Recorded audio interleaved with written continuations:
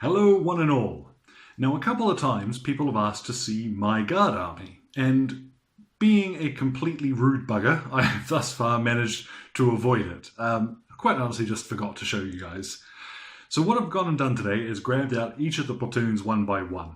I would love to just spread it all out on the floor, but it takes up a lot of space and would actually be quite difficult to get even halfway decent video of while I talk a little bit about each of the platoons. Now, bearing in mind, I do sort of get fairly self-deprecating and talking about how these are not terribly well painted, but that's not the point, and you'll see what I mean when I talk about the effect of the whole army. So let's flip the camera around and get a look at some toys. So allow me to introduce you to 1st Platoon. Now these guys were painted, the majority of, there's a couple of characters since then, but these were painted for the Medusa 5 campaign, and they formed the core of my Imperial Guard army at the time. That means most of these models are 12 to 13 years old now. So there you go, the power of an expanding collection. Now this is just one platoon, and if I pick up any random guardsman, and we get a nice close look, they're not particularly well painted. They are just dry brushed so that there's a bit of shading on the uniforms, green on their gear, and away they go. The base is really what sets them off. And then when you put an entire platoon of them on the table, suddenly they look like an army. Now in particular what I like is sort of putting the Imperial in the Imperial Guard. And that comes in the form here of a Commissar and a priest. These guys were always cool. They weren't so amazing back when these, the Medusa 5 campaign was going on, but I knew I wanted them in my army. Now as a fun bit of trivia, back in the day during that campaign, any army that spent 50 days on the front was permitted to call its troops Knights of Medusa. So because these guys are all originals from that campaign, 1st Platoon is the Knights of Medusa. So my 2nd platoon are geared up as my assault platoon, and they are heavily armed to make sure that happens. You might notice on the left here, I've got one of the old squads of Kazakin. These were the metal replacements for the stormtroopers when they came along. And these are Acadian variant of the Militarum Tempestus, and they're pretty cool. A little bit of sort of local flavour. They could probably do with a couple of highlights just to bring them up a bit. But likewise over here, a couple of conversions. These guys are my veterans wearing pig iron production metal heads. And if I get one of those up close, you get a better look at that. And they're pretty cool. Just covered helmets with a gas mask, because I wanted that sort of respirator look for all of my assault guys. Now everybody here is all geared up to cause trouble, up to and including the lieutenant here with power sword and plasma pistol. His command squad there, a couple of flamers, another squad of guardsmen, and Tauroxes everywhere.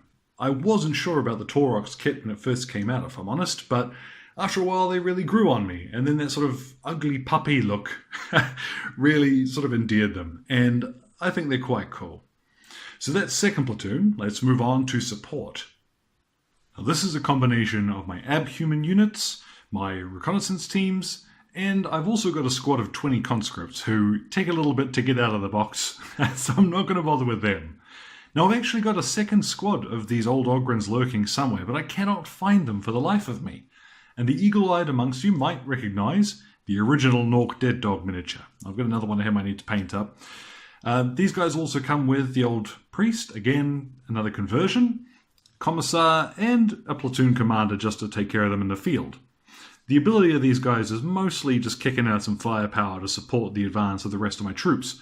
Although the Ogrins, when they get stuck in, boy howdy, do they beat the snot out of whatever they come across in 8th edition. So these guys are a lot of fun. This is my hangers-on and sort of assorted nonsense. Now my armoured support might seem a little thin on the ground. In honesty, I've always sort of envisioned a guard army as being full of troops.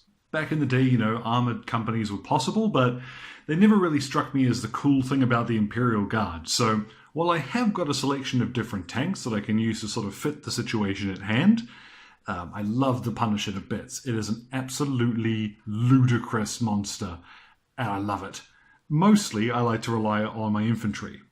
So I've got a few of the cool toys here, but really what I like is the men.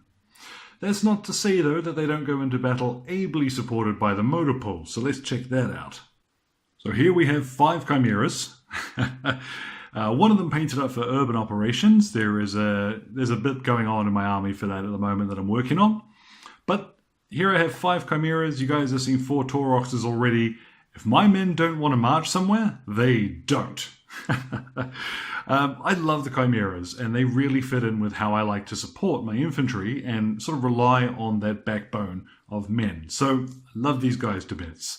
Particularly in 8th edition, how heavy flamers have become all that much cooler. It's been really neat getting some of these sort of less commonly used models out onto the table and burning up heretics. But last but not least, let's take a look at the Supreme Command.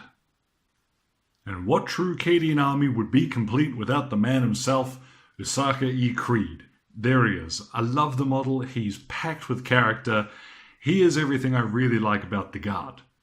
As well here, another couple of conversions. There's the old warrior priest standing in as a 40k priest. I think the hammer's pretty cool. Fits him perfectly well. And then the last of the Knights of Medusa. This fella has served as a platoon commander before finally being promoted to a company commander. He sort of slots in where I need him. He is one of the old Kazakin sergeants who's been fairly broadly converted. I had to green stuff in the sleeve myself, for example, and 13 years ago, this was a pretty big deal. And there you have it, guys. That is my Guard army. Like I've pointed out, they aren't spectacularly well painted. The individuals are not as important as the whole. So just something to bear in mind when it comes time to paint your own armies. Hopefully something in there was interesting to you guys, and maybe there's something a little inspiring. If you like, drop a comment in the old box below. And as ever, thank you very much for your time. Enjoy the rest of your day.